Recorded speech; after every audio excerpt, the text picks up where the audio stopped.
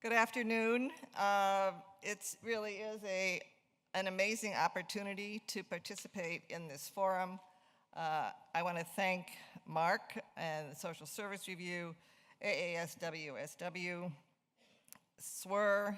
I'd like to thank my collaborator, Mary Bunn, who I consider a real practitioner, SSA trained emerging scholar in our doctoral program with 15 years of practice experience in international social work, working with refugees and torture victims. I also will just observe that my training is in the interpersonal practice sequence at Michigan, where I had healthy exposure to Roland Warren and certainly to Rothman. So that may, in fact, influence some of my remarks today. But I'd also like to thank all of you who are still in the room. There are a great many people of you out there whom I respect, and I really look forward to whatever reactions you might have to the remarks we make today. The way that we are trying to deal with the time constraints that we have in front of us is to, first of all, divide our effort into three parts. The first part, which Mary will go through, is really trying to deal with some of these history and definitional issues relevant to direct social work practice. We're next going to take a look at some data that, in fact, I don't think has ever been presented before.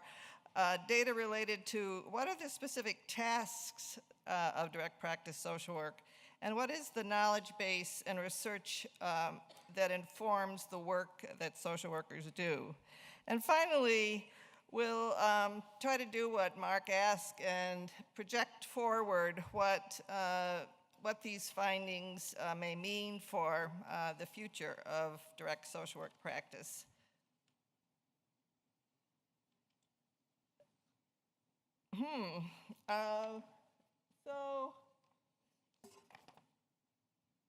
Okay, sorry.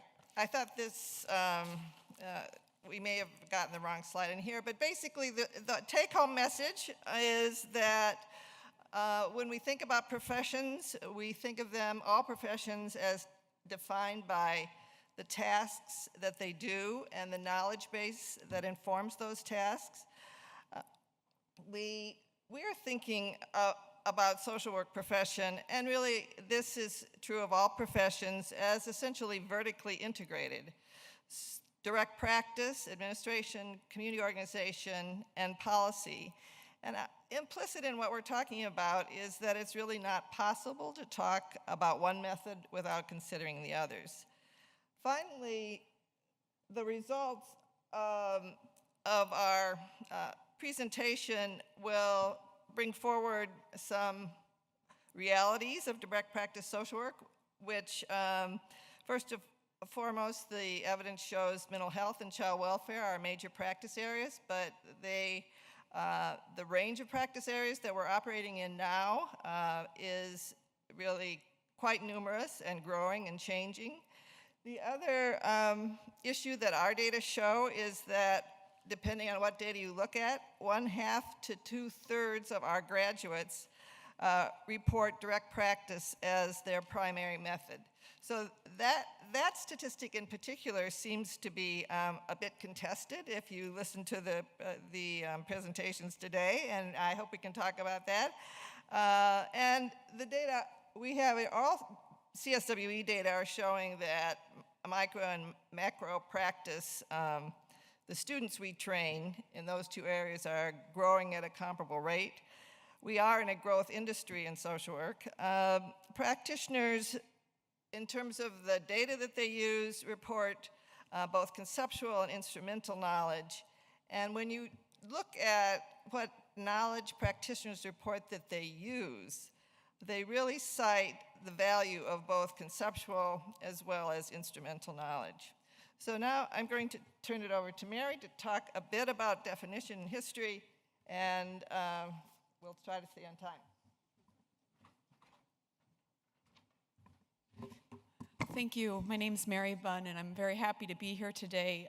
As Jeanne mentioned, this first part of our presentation will provide a context for our discussion in terms of the theoretical orientation that we're using, conceptualizations, and definitions to shape our ideas about the state of direct practice. In terms of theory of professions, this special symposium, as was discussed earlier, was organized in conjunction with the 100th anniversary of the Flexner speech, one that's well known, notorious perhaps in social work. For our purposes today, we found it more useful to draw on Abbott's work in institutional theory of profession. And for this presentation, 4 key ideas contained in that theory. The first point of orientation is that professions are defined by the societal problems they seek to address. And for social work, we define that as solving issues of social justice, which we've just heard needs further clarification and operationalization in order to be meaningful. The second idea is that professions develop in an organizational field and occupy and control certain domains of activity, and that these are likely to shift and change over time. The third idea is that professions are strengthened by differentiation within the profession, which we refer to as vertical integration. This includes various degrees offered within the field of social work, or perhaps various ways and roles and methods that social workers may be engaged in various practice areas. And the last idea is that professions gain legitimacy through codes of ethics, accreditation, and licensure processes.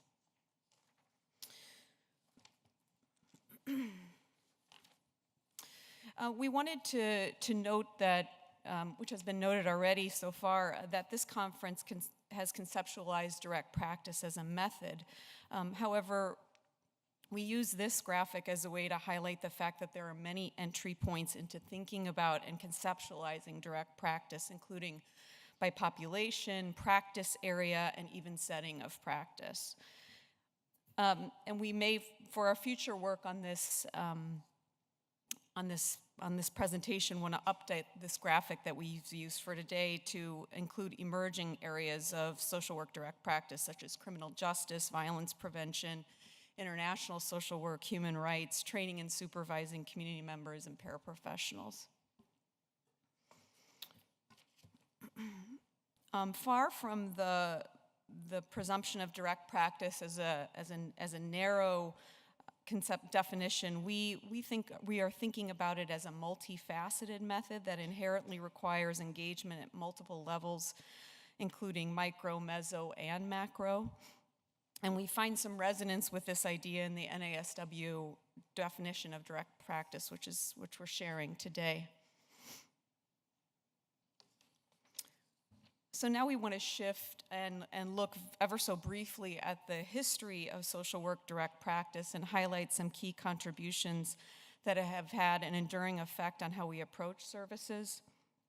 Before doing so, as our co-presenters have done, we want to acknowledge the impossibility of this task in terms of doing any justice to the topic in this extremely short presentation.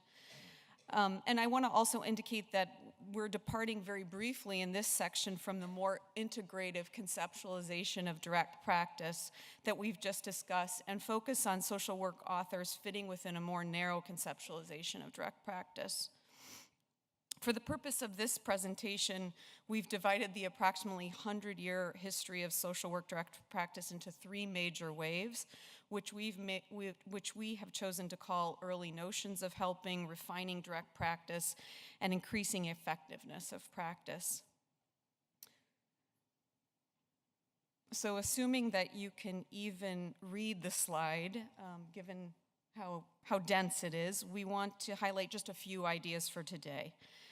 The first is the early work of Mary Richmond, who's been mentioned several times today, and who we see as the pioneer of vertical integration in direct practice with her retail wholesale method, which highlights the need for engagement at the individual and macro level and the ways in which they inform and enrich each other.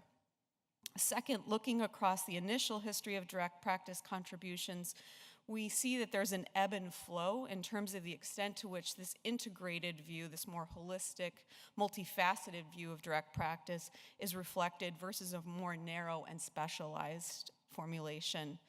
The last point we want to make about the history of direct practice for today is that the most recent wave we see ourselves in is one that's focused on increasing the effectiveness of direct practice.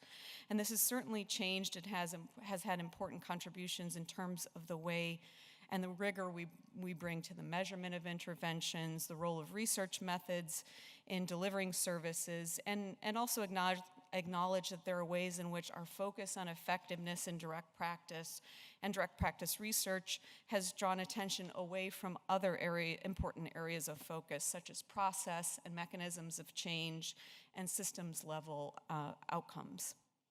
What's also not included in this slide is what we see as emerging areas of direct practice. Some of those surely would include a focus on anti-oppressive practice models, trauma-informed care, and even global direct practice, which naturally reinforce the need to be engaged at both the individual and the structural level.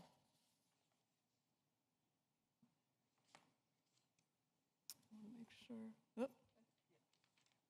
I see. I'm sorry that it. Yes, I see our history slide got split up into 3 different slides. In terms of social work's unique contribution, which we've been asked to comment on for the presentation and for this special symposium, it's our point of view that the contribution of these and other direct social work scholars, thinkers, and practitioners across history have resulted in a core set of values, principles, and techniques that are readily apparent across all methods of social work practice. These include the importance of relationships, self-determination, strengths-based orientation, among others. And today we've seen our co-presenter echo these similar themes and principles. So in order to respond to the enormous question posed by this special symposium, what is the state of direct practice today? Like good researchers, we were interested to see if there were data to help us answer this question, which were surprisingly few and difficult to find. I'm going to turn this back over to my co-presenter now, who will discuss CSWE data on trends in master's level training, an ongoing survey of master's level alumni, and a survey of practitioners. After reviewing the data, one of our primary observations, which Dr. Marsh will discuss, was that a number of the prevailing perceptions and myths about direct practice were not reflected in the data. Thank you, Mary. So this next section of our presentation is really meant to address a kind of subtext of the presentation, which is that it's clear that we have very strong opinions and perspectives on direct practice social work, but we have much less data on the subject. So we identified some data that we'll present to you, and it will be valuable to take a look at that. First of all, the CSWE data. This comes from the annual survey that every school fills out, and on the survey, schools are asked to talk about what concentrations do they offer. So we analyze this data in terms of first, total student enrollment. That's the y-axis, and we divided it into micro, the dotted trend line, macro concentrations, the square trend line, and we kept the generalist, advanced generalist as a third area that might perhaps be the most integrated of our concentrations. And what you see over in terms of the trend over time is that this shows that over time, about 1/3 of our graduates are in concentrations, macro practice concentrations, and about 2/3 are in direct practice concentrations. If we drill down into what does that mean in terms of what our graduates do every day when they take their first job, we had access to 5 years of alumni data from graduates of the School of Social Service Administration who were asked, and the response rate was actually quite good, what is your primary method when in your new job? And what we found was that 45% of these social workers cited direct practice. The other 10% cited research, which was interesting, is the second largest. The next was, I can't exactly see that, management. The next after that was planning, policy, and program implementation, applying, formulating, and revising policies, management, external relations, and it goes down from there. So, 4 minutes, okay. So if we take those 45% and we divide them, we ask them what is the second, we really have to look at this slide for Jennifer. We asked them, so you're a direct service practitioner, what is your second most significant task? And the second most significant task cited, at least the perception of these graduates, is that advocacy is a very important aspect of what they're involved in, as well as management and a set of other macro practice-related skills, which really points to the rich set of skills that our graduates are calling upon. So quickly moving to this idea, the question really was, what in our knowledge base is really useful to practitioners? We talk a lot about the practice research gap in social work, and to address this question, we again went to social work practitioners and asked them, is the research in social work useful to you, and what kind is useful? And to summarize that very quickly, the results were quite consistent with the knowledge utilization literature that shows that yes, so that shows us that that in fact most practitioners really appreciate research that is produced, and they use research. Not all. The most vivid response we got was that social work research is like chewing on cardboard. But for the most part, our findings show that researchers have both a theoretical and conceptual use of knowledge, as well as more instrumental use that you might consider evidence-based practice to fall into. The second piece of information that we looked at in terms of what social workers use was a citation count study by Hodge, Lacasse, and Benson of 2011, where they looked at the 100 most frequently cited articles. Some of you in the audience may have been in that, no doubt were. I know Mark was. And what those data show are the same thing. We categorize those articles into conceptual and instrumental knowledge, and basically found that social work, those social work, well-used social work articles are both research and more conceptual, and use several different research methods. I just show you this graph for those of you who are concerned about the rigor of social work research. This comes from the work of Bruce Thayer with the number of increasing randomized controlled trials that are being done in social work over time. Let me quickly go to conceptualizations. 1 minute. Okay. So if you accept the fact that social work is both vertically and horizontally integrated, what does that mean that we should do? Well, our suggestion is the need to strengthen social work training across all concentrations and practice levels. Further, to open our programs, this is being done now, to new pipeline programs, and to be open to competing for preparing students to several different new domains of practice. Further, if professions are defined by the tasks they do, we need to plan for direct practice social work careers that include the highly diversified tasks and prepare our students accordingly. And finally, if the most useful knowledge derives from practice, we really need to better understand practice-relevant research, identify models of research that engage practitioners. A number of these models are being used and developed now. Practice-based research networks, embedded researchers in social service organizations. And at this conference, we identified a wonderful roundtable by Para, Sharp, Spencer, and Kulkami, who in fact are looking at strategies that would engage practitioners more fully. Now, we're not naive to the fact that especially after hearing the passion with which we discuss these issues in our profession, we know that these implications are challenging. We know that we have struggles ahead, but we're optimistic in the sense that we feel that we can learn from the next generation of social work scholars. This struggle is real. So thank you very much.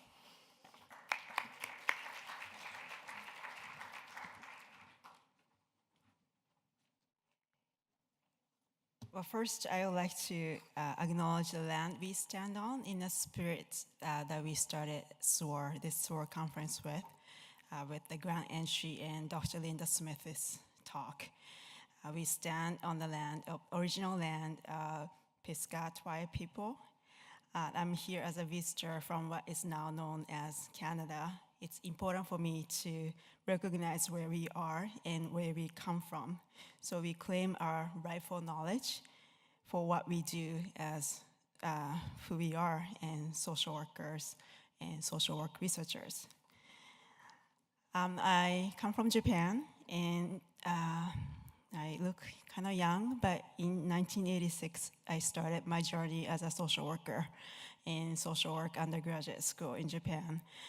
Some of my texts included Richmond's social diagnosis, Carol Germain, Larry Schwartz, Charles Gervin.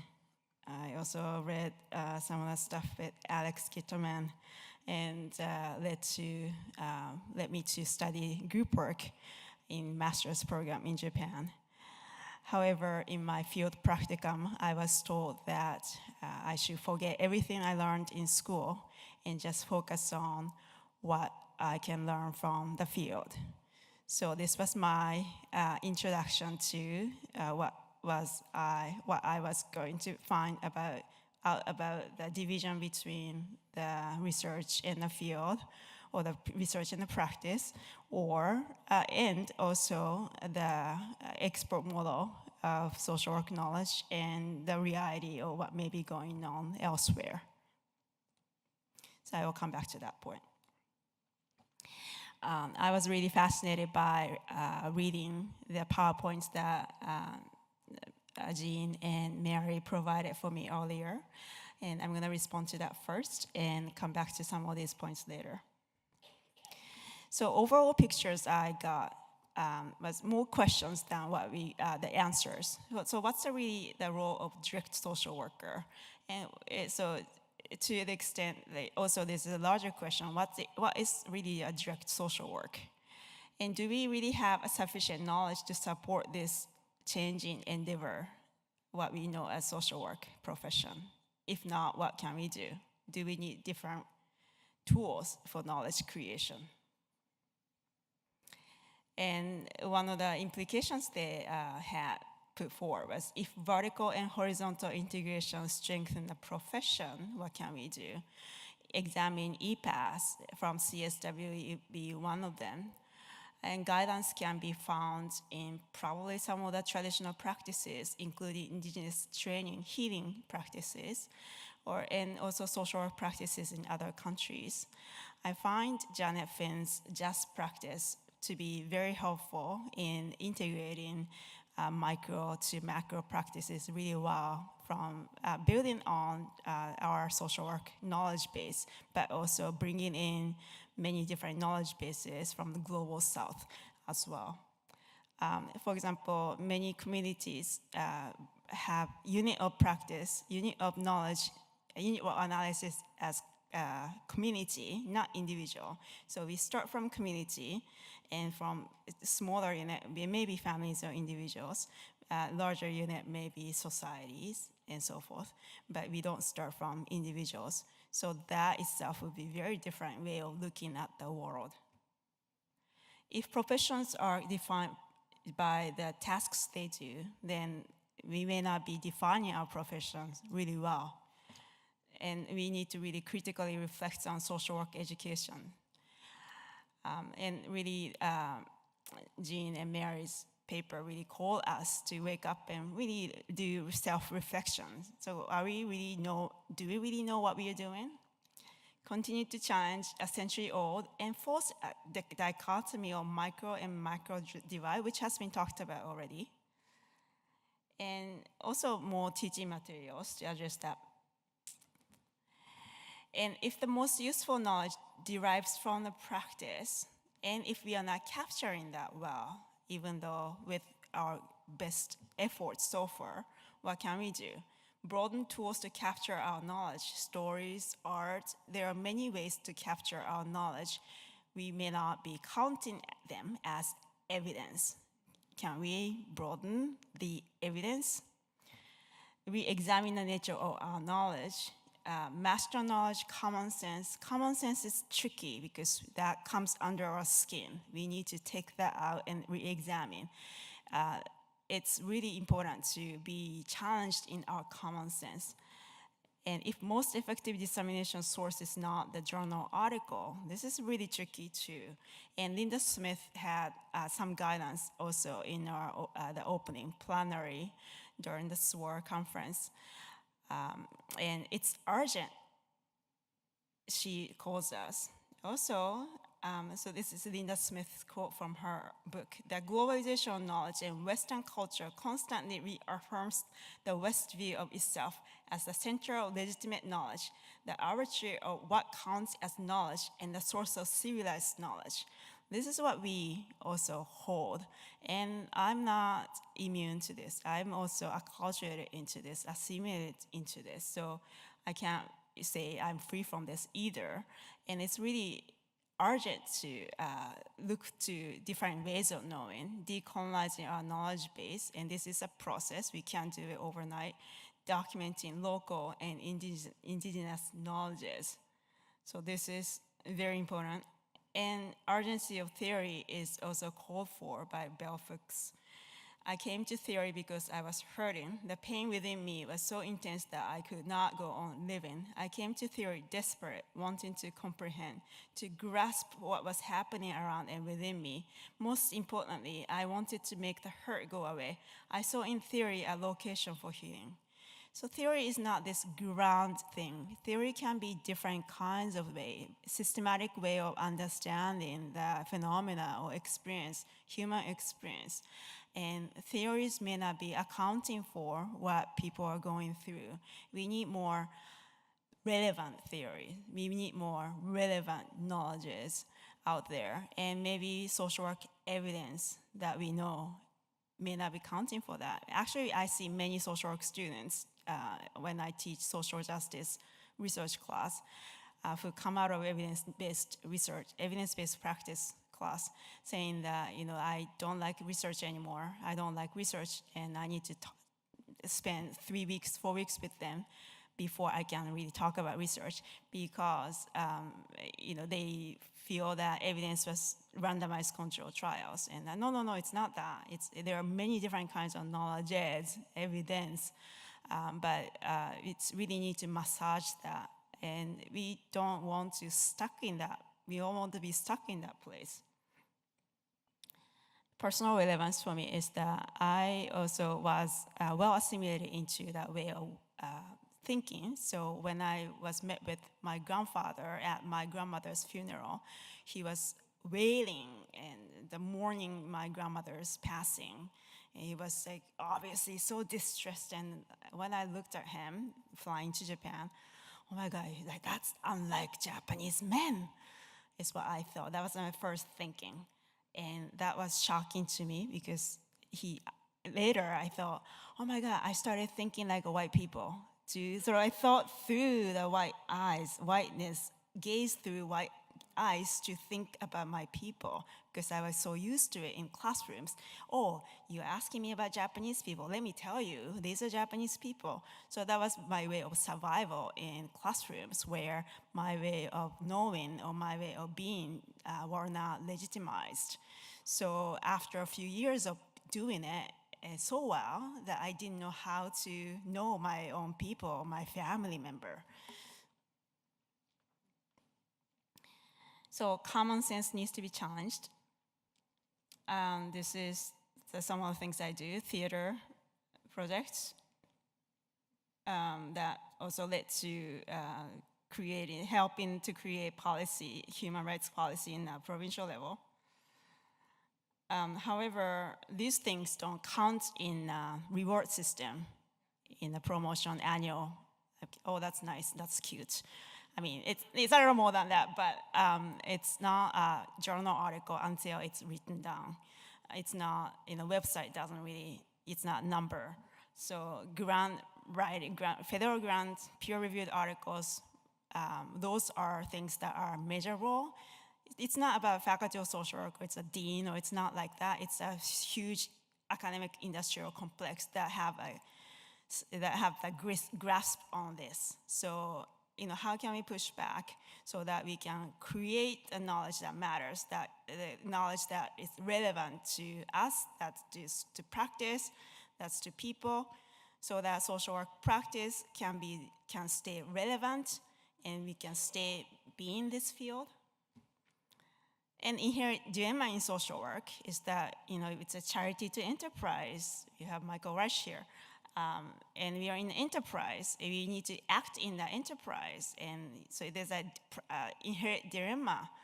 So it's a within agency profession, social work, and there's a state always having this, how much paycheck how much can we resist?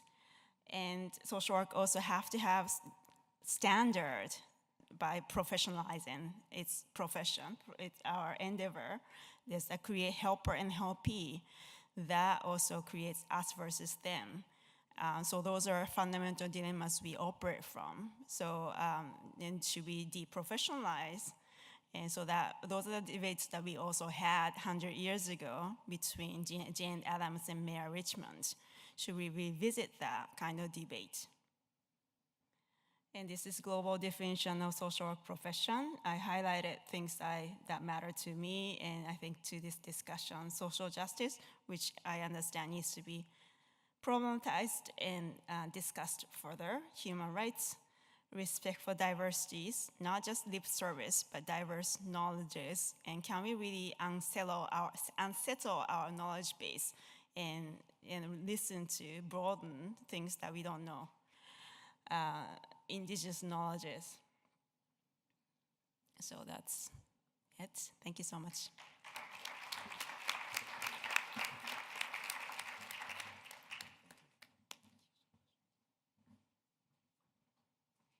Okay, we've got about 10 minutes before we bring up the final panel. So go ahead, Michael. Thank you, and thank you to the panel. I had a few comments I wanted to make. First, I hope this doesn't sound petty, but I really think we should stop using the term direct practice to refer to practice with individuals and families. As a community organizer and advocate, I work directly with people all the time. As an administrator, I've worked directly with people all the time. So I think we have to find another term to describe that. Do you have any ideas, actually? I think that's a big Well, struggle. why don't we just say practice with individuals, families, couples, and groups? I mean, okay. Second point, it's very interesting. I ask my students when I teach social policy, what is the first thing that you do after you say hello to a client? And sometimes they get it, and they say, if they're there for, let's say, for mental health work, they say they take a history. So on that point, one of the things that my own research has found is that schools of social work are teaching less and less of the history of the profession, of social welfare, and of the relationship to our society. So how can people who are educated to be practitioners where they need to understand the history of the people with whom they work, not understand the history of the context within which they're working, including, as several people, including Mark, has written about, how that history has shaped the nature of this practice, including something that we often are reluctant to acknowledge, which is, to get back to your issue of tasks, the social control function of social work, which exists concurrently with the social change function. And how do we address that seeming contradiction?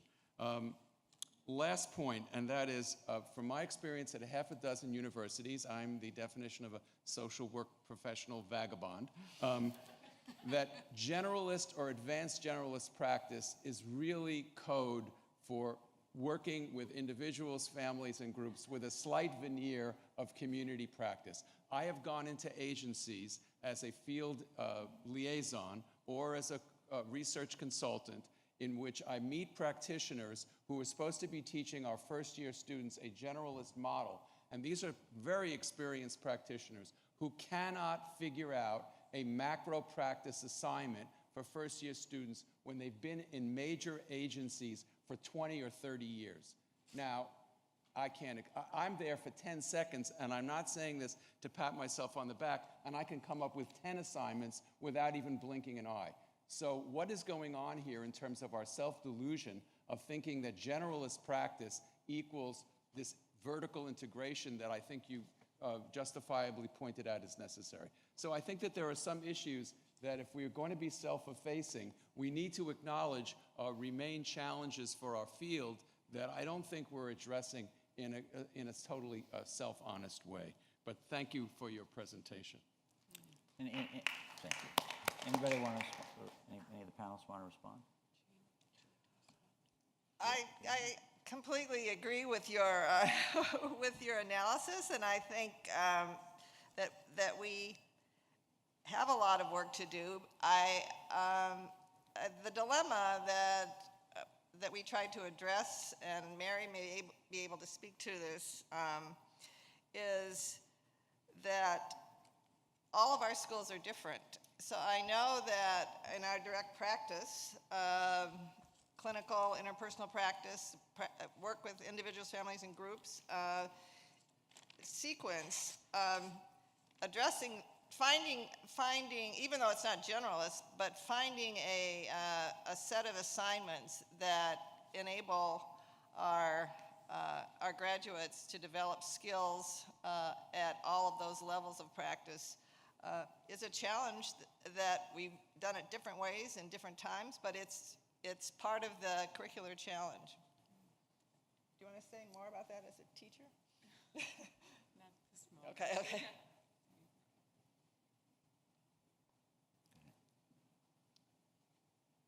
Can't let the opportunity go. I'm Gail Steckety, Boston University.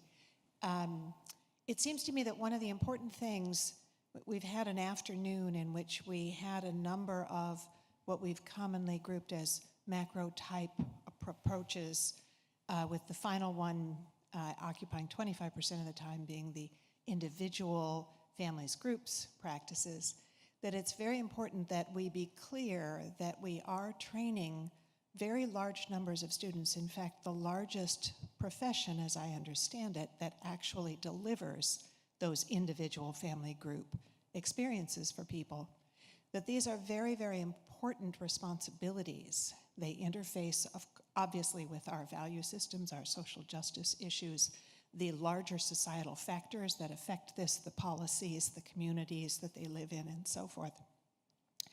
But the importance of educating our students to provide as strong an evidence-based practice as possible cannot be understated if we are to continue to train our students to do this work, because they are the ones that are going to work with the populations in great need out there across contexts: health, mental health, housing, child welfare, whatever the context issues are. And it seems to me very important that we take this terribly seriously, despite the broader, or in the context of the broader work, but to make sure that those individual family group tasks are done, and done in the best possible way as we know it from a research perspective. So the interfaces that we've got here, it seems to me, are with our health and mental health colleagues in many contexts, as well as our broader communities, et cetera. Part of the reason I want to say that is that we are also, in a number of cases in our schools, going to be the gatekeepers for this profession. And so basing it in our research knowledge seems to me very important. I'm not exactly sure where I'm trying to go with this, but I sort of feel like I don't want the practice in this context to get short shrift. If we are educating 2/3 of our students to do this work, they must do it in the best possible way. And we are the research group that needs to help move that forward. Thank you, Gail. Gail also was as we were all conceptualizing this conference, the person who wisely pointed out, well, we really do have to look at direct practice, clinical practice, since it is such a large part of our work. So thank you for that. Just to make one comment You through the can't course of the resist. day. I knew that was going to happen. I completely agree with that. I guess I remember when Harry Specht and I wrote on faithfulness, one of the questions I had, particularly with this vertical integration idea, is just focusing on mental health practice, for example, but I would say this is probably true for a variety of other things. Whether social workers actually do anything different than other professionals with similar level degrees. And I was a clinical psychologist, master's level clinical psychologist, could practice, had a credential to do that. And when we did the book, we really couldn't find much evidence, empirical evidence, people did empirical studies, that social workers doing those jobs did anything. If there was any more vertical, actually, than what people like myself were doing. That may be different now, and I admit to not reviewing that, and I'm going to take the other question after this. But as an editor of a journal, I think that's a great question, right? What is it we do that's different in any of these worlds? And folks have talked about that, I think, throughout the day, and I just want to emphasize that, including on the direct practice side. So I noticed somebody else was in line there to ask a question or make a comment. Go ahead, Beth. I'm Beth Angel from Rutgers University. I want to thank the panel. Very interesting talk. I just have to say, Beth was Mary's direct practice teacher. Yes. Yes, I should put in a plug that I'm proud to be the direct practice professor for one of the panelists today, from 19 years ago. I guess I want to begin by just saying that I agree with what Gail was just talking about with respect to the need to make sure that the workforce that we're training in social work, consumes the best of our evidence and really applies it in practice. And one of the most evocative phrases you used in your presentation, Mary and Jeanne, was that reading social work articles is a little bit like chewing on cardboard. And I think that Izumi was really astute in relating that to a systemic problem in academia, which is that if we were to create more palatable forms of knowledge dissemination, in the academy we're often not rewarded for doing that. And I'm wondering whether or not the panel has any thoughts about the way forward and thinking about how to create knowledge that's easily consumable by practitioners that they'll use, and to create the most effective practices that they can. That's a great question, and we tried to look at that in terms of talking about these emerging methods like practice-based research networks where practitioners are themselves engaged in the process. It's the slide for implications that said we need to address this issue of the academic reward system, unfortunately went on the cutting room floor when we were trying to keep our time down. But I was inspired in writing that originally because the last time I saw Izumi, it was at European Social Work Conference, and she was talking about her photo voce work. Do you remember that? And I mean, she really is living the kinds of new methods that are, I think, would be extremely, at least in that session, they were extremely compelling. Maybe you want to say more about that.